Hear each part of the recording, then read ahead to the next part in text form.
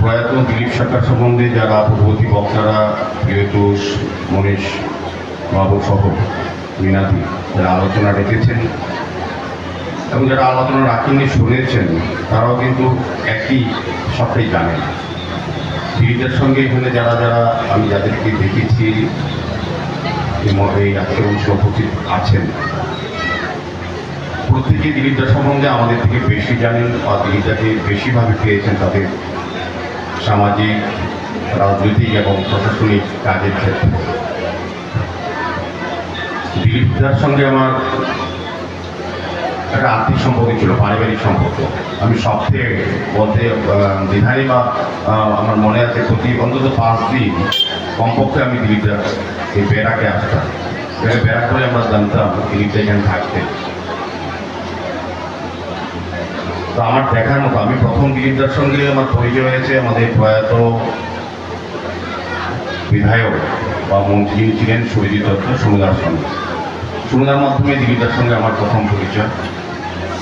তখন সুমুদা বলতেন যে চলো আমাকে অলি করে রাখতেন, চলো অলি, একজন যুবককে দেখাবো, একজন নেতাকে তোমাকে দেখাবো যে আমার মতোই কমিউনিস্টের বিরুদ্ধে লড়াই করার জন্য মানসিকভাবে তৈরি এবং সাহসী একটা ছেলে।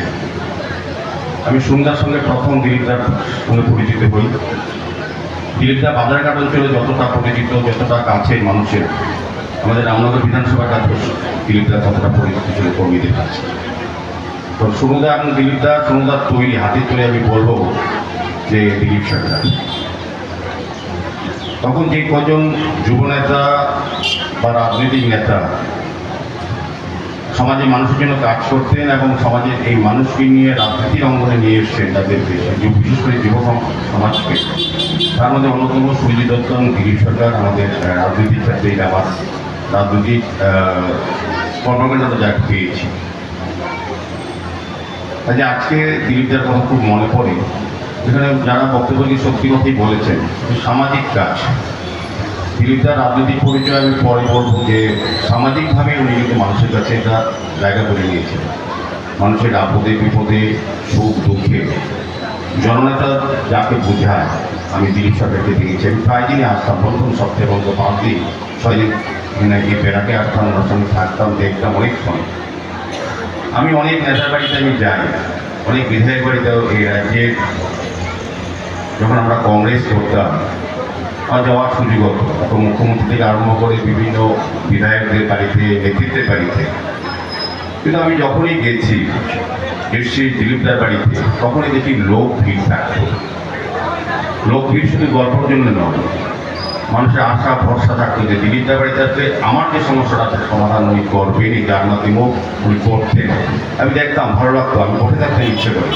উনি চা খাইতেন, চা খেতে ভালোবাসতেন, পান খেতেন, আমাকে প্রায় সময় চা খাওয়া এবং আমি জানি যে ভালোবাসি উনি বুঝতেনও, উনিও খেতেন। কিন্তু আমি দেখতাম, আমার মনে হয় আমার রাজনৈতিক, আমিও সামাজিক কাজের সঙ্গে যুক্ত ছিলাম ছোটোবেলা থেকে, এবং পরবর্তী সময় রাজনৈতিক আঙ্গিনে আসার পর আমার কাছে সুরজিৎ দত্তের একটা আদর্শ বা চিন্তা ভাবনা এবং দিলীপদার পরবর্তী সময় দিলীপদার যে ভূমিকা, মানুষের প্রতি মানুষের সেবা করা, মানুষের পাশে থাকা, সেটাও আমার রাজনৈতিক জীবনে একটা সম্পদ এখান থেকে আমার তৈরি হয়েছে। বলবো আমি দিলীপদার থেকে অনেকটা শিখেছি যে ছোট্ট আঙ্গিনা থেকেও অনেক বড় কাজ করা যায়। অনেক তাবড় তাবড় নেতারা, যেন বলেছেন প্রিয়তোষ চৌধুরী, বড় বড় নেতারা, মুখ্যমন্ত্রীরা এই দিলীপদার এই বেড়াকে এসছে, আসতে বাধ্য হয়েছে। কারণ ওনার সমর্থন, ওনার জনপ্রিয়তা, ওনার যে কর্মীদের যে সঙ্গে যোগাযোগ বা ওনার যে রাজনৈতিক শক্তি, এটাকে ব্যবহার করেছে রাজ্যের রাজনৈতিক অঙ্গনে কমিউনিস্ট করে ফেলেছে বিরুদ্ধে আমাদের রাজনৈতিক দলের নেতারা। এদিকে দিলীপদা যেতেন না, দিলীপদার বাড়িতে সমস্ত নেতারা আসতেন, কারণ দিলীপদা ছিল একটা সম্পদ দলে, একটা ভরসা, একটা আশ্বাস দল ছিল দিলীপদা। তো সেই দিলীপদার অকাল প্রয়াণে আমরা অত্যন্ত মর্মাহত। এই রাজ্যের রাজনৈতিক ক্ষেত্রে একটা অপূরণীয় ক্ষতি, বিশেষ করে বাধারঘাটে।